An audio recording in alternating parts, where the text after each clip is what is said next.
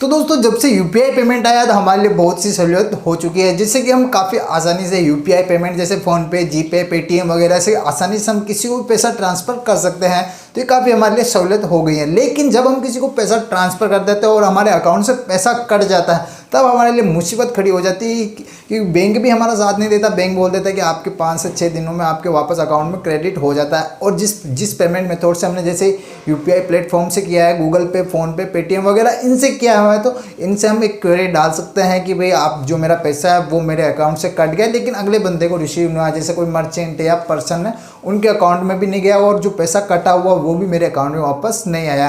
तो क्या मतलब ट्रांजेक्शन हमारा फेल हो जाता है, जिस वजह से जो हमारा पैसा है वो हमारे अकाउंट से डेबिट तो हो जाता है, लेकिन अगले बंदे के ना रिसीव होता है और ना ही हमारे पास वापस अकाउंट में वापस वो क्रेडिट होता है। तो इस कंडीशन में क्या हमारे लिए एक बहुत बड़ी परेशानी हो। आज इस वीडियो में मैं बताने वाला हूँ कि अगर आपका भी पैसा कहीं फंस गया है, 7 दिन से ज़्यादा हो चुका है, तो आप उसकी कंप्लेंट कैसे करेंगे। जो आपका पैसा कटा हुआ है उसे आप वापस किस प्रकार के आपके अकाउंट में क्रेडिट करवाएंगे, वो सारी डिटेल मैं इस वीडियो में जानने वाला हूँ। अगर वीडियो पसंद आए तो लाइक कीजिए, शेयर कीजिए, सब्सक्राइब जरूर कीजिएगा। तो चलिए शुरू करते हैं। तो दोस्तों जो मैं कंप्लेन करने का आपको तरीका बता रहा हूँ वो स्टेप टू स्टेप आपको फॉलो कर लेना। लेकिन जब भी आप कंप्लेन करें तो उससे पहले आपको क्या चीज़ें ध्यान में रखनी होगी, तो आपको उस चीज़ का आपको स्क्रीनशॉट रखना होगा। ये आपके पास में transaction ID, UTR number, time date सब आपके पास में होना चाहिए, कितने का अमाउंट है वो सारी डिटेल भी आपके पास में होनी चाहिए। और साथ साथ में आपको जब कंप्लेन आप करेंगे तो उससे पहले आपके पास में जैसे कि आपका जो बैंक स्टेटमेंट होता है वो आपको चेक कर लेना। जिस डेट से आपने ट्रांजेक्शन किया उसके 7 दिन के अंदर अंदर का जो भी ट्रांजेक्शन है वो आपको चेक कर लेना। ये नहीं कि आप जब भी कंप्लेन करें तो आपका पैसा कटा और जस्ट 1 घंटे बाद में आपने कंप्लेन कर दिया, तो ऐसा आप ना करें। आप 7 या 8 दिन बाद ही जो है वो कंप्लेन करें, क्योंकि आपके पैसे आने के चांसेस 7 दिन के अंदर बढ़ जाते हैं, या तो 48 आवर्स में या आपके 7 दिन में आपके अकाउंट में वो क्रेडिट हो जाते हैं। तब तक आपको वेट कर लेना है। उसके बाद में भी अगर आपके पैसा नहीं आता है तब आपको फिर कंप्लेन करना होता है। तो चलिए मैं आपको बता देता हूँ आप किस प्रकार से कंप्लेन करेंगे जो कि आपका अटका हुआ पैसा वो वापस आपके अकाउंट में क्रेडिट हो जाएगा। तो दोस्तों अब आप जैसे ही कंप्लेन करने के लिए आएंगे आपको कुछ इस प्रकार का यहाँ पर भी देखने को मिल रहा है। वीडियो रिकॉर्डिंग हमने चालू कर दी है। तो अब आपको यहाँ पर कंप्लेंट पर आ जाना है। व्यू यूपीआई यहाँ पर लिखा हुआ है। अगर आप यहाँ पर कैसे आएंगे वो मैं आगे पूरा वीडियो में बताने, आप वीडियो पूरा देखें जिससे आपको जानकारी मिलेगी। तो अब जैसे कंप्लेंट पर आएंगे तो यहाँ पर आपको transaction, beam, cash by pin, account register, SMS, login, बहुत सारे ऑप्शन देखने को मिलेंगे। तो आपको सबसे पहले जो क्लिक करना वो अगर आपका पेमेंट फेल्ड हो चुका है, आप किसी को ट्रांजेक्शन कर रहे हैं, तो आपको आना है ट्रांजेक्शन पर।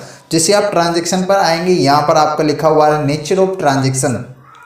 तो यहाँ पर आप 2 ऑप्शन देखने को मिले, पर्सन टू पर्सन और पर्सन टू मर्चेंट। अब पर्सन टू पर्सन और पर्सन टू मर्चेंट क्या होता है? पर्सन टू पर्सन जैसे होता है कि जैसे आपका कोई फ्रेंड है तो आपको उसने पैसा मतलब आपने या उसने आपको पैसा भेजा है। एक तो पर्सन टू पर्सन वो होता है। मर्चेंट जिसे बोला जाता है जिसने मतलब जिसके पास में क्यूआर कोड हो, बिजनेस क्यूआर कोड हो, तो उसे मर्चेंट बोला जाता है। तो जैसे आपके पास में पर्सन टू पर्सन या मर्चेंट आप दोनों कर सकते हैं। तो चलिए अभी हम करने वाले हैं पर्सन टू मर्चेंट, या आप भी पर्सन टू पर्सन कर सकते हैं। तो जैसे आप पर्सन टू मर्चेंट करेंगे उसके बाद में आपका पूछा जाएगा इश्यू की भी, आपका क्या इश्यू था।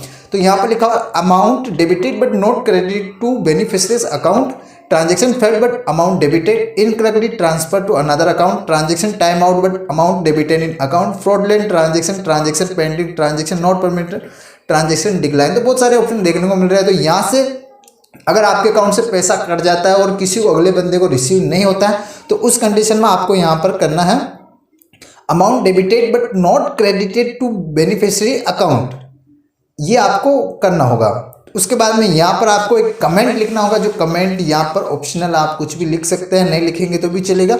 यहाँ पर आप लिख दीजिए कि भाई जो मेरा पैसा है वो मैंने ट्रांसफ़र किया तो अगले बंदे को रिसीव नहीं हुआ। बस आपको इतना ही टाइप कर देना, ज़्यादा कुछ नहीं लिखना है।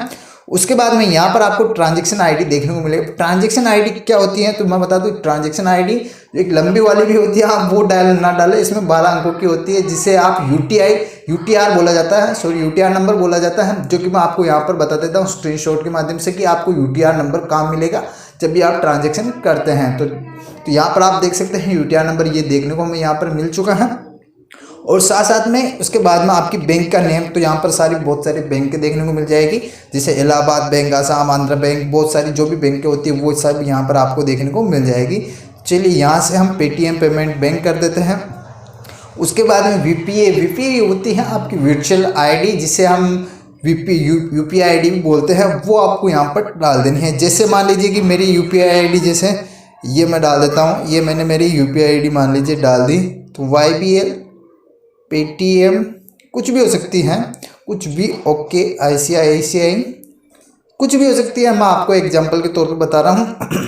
उसके बाद में आपको डाल देना अमाउंट, यानी कि आपके पास जो आपने ट्रांजेक्शन किया वो कितना अमाउंट था। तो अमाउंट जैसे देख लीजिए कि मान लीजिए कि 1500 रुपये या 2000 जितना भी हो आप कर सकते हैं। तो हमने अमाउंट डाल दिया। उसके बाद में डेट ऑफ ट्रांजेक्शन, यानी कि डेट क्या थी वो आपको डाल देनी है। तो यहाँ पर मंथ, मई, डे, 5th और ईयर जो 22 वो हमने डाल दिया। उसके बाद में आपकी ईमेल आईडी आपको डालनी होगी। ईमेल आईडी वो डाले जो आप कंटिन्यू यूज करते हैं। उसके बाद में आपका रजिस्टर्ड मोबाइल नंबर आपको एक डालना होगा, जिस अकाउंट से आपके अकाउंट में पैसे वैसे ट्रांसफर किए आप वो मोबाइल नंबर यहाँ पर डालना होगा। उसके बाद में पूछा please attach your updated bank account statement. तो आपको अगर आपके पास में तो आप डाल देनी है, तो इसमें कोई ऑप्शनल आप इसे नहीं डालेंगे तो भी चलेगा। उसके बाद में यहाँ से आप अपलोड कर देना है। तो अब इसके बाद में ये पूछा मैथ का क्वेश्चन, जिसे 1+3 तो यहाँ पर 4 हो जाएगा। उसके बाद में आपको कर देना है सबमिट। तो अब आपकी जो कंप्लेन है वो दर्ज कर देगी। उसके बाद में आपको कुछ इस प्रकार का एक रेफरेंस नंबर देखने को मिल जाएगा, वो आपकी ईमेल आईडी पर आ जाएगा, वो आपको नोट कर लेना है। और विदिन 7 डेज वर्किंग डेज में आपका जो आपका जो रिजल्यूशन है वो आपकी जो मेल आईडी पर बता दिया जाएगा कि अभी आपके जो अकाउंट में पैसा कटा या जो है वापस आया नहीं आया, वो सारी डिटेल आपको वहाँ पर देख ली या आपको मिल जाएगी। तो यहाँ पर आप कंप्लेंट कर सकते हैं इस प्रकार से। अगर वीडियो पसंद आए तो लाइक कीजिए, शेयर कीजिए, सब्सक्राइब कीजिए। अगर आपका कोई डाउट क्वेरी है तो आप कमेंट करके जरूर बताएं। चलिए इस वीडियो को ही खत्म करते हैं, मिलते हैं किसी नए वीडियो में, तब तक के लिए बाय बाय, जय हिंद, जय भारत।